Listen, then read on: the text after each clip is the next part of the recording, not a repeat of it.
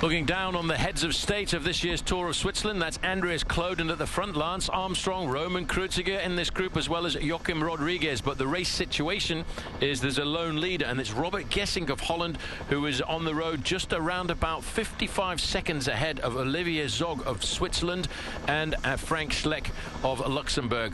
The man of orange, the man from Rabobank, who will be looking forward to riding the Tour de France this year after crashing out last year and breaking his arm in a very dramatic crash. He's had a quiet season so far this year with a 5th place overall in the Tirreno Adriatico race, but I think like many other riders, he has concentrated on his campaign for trying to perform well at this year's Tour de France, which, let's not forget, starts in his home country of Holland.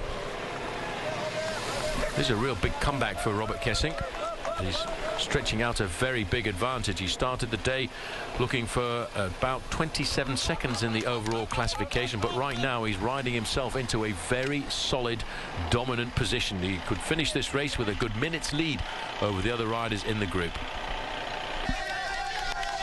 Gesink looking at 10 kilometers to go, and according to my calculations, that should put him around about 300 meters away from the top of the climb. And yes, thank you very much, there it is. The green banner across the road is the top of the climb. 250 meters to go. Well, there's the top for this man, Robert Gesink, over the top. Now he's going to line up for a very quick 9.7 kilometer dash down to the finish. With a minute and 21 seconds advantage, I don't think anybody's going to see this man again. Fast descent. We're probably looking at around about 80 kilometers an hour on the descent here, just leaning into the corner with the top part of his body to lower down the center of gravity to keep himself stable. Another one of these corners. Backing it off, you see he's sitting at the back end of the bike a little bit, drops the shoulder into the corner just to move that position there.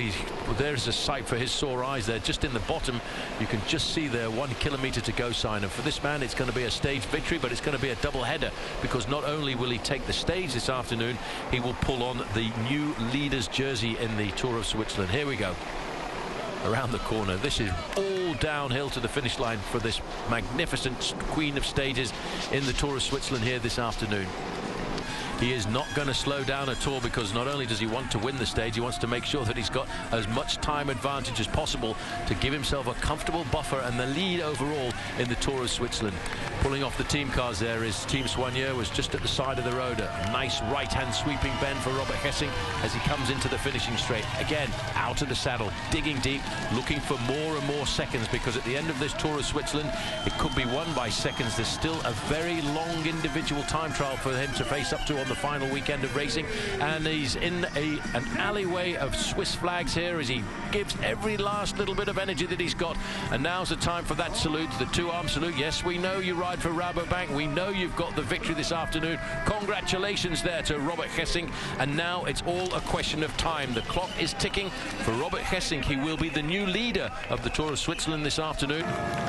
But it's been a long time coming. October last year was his last victory, the Grand Prix of Emilia, but this is the one that he's been promising for a number of seasons. A big mountain stage in a big race like the Tour of Switzerland, and for Robert Gesink, that will give him great confidence boost as he goes forward to be a leader of Team Rabobank for the Tour de France in July.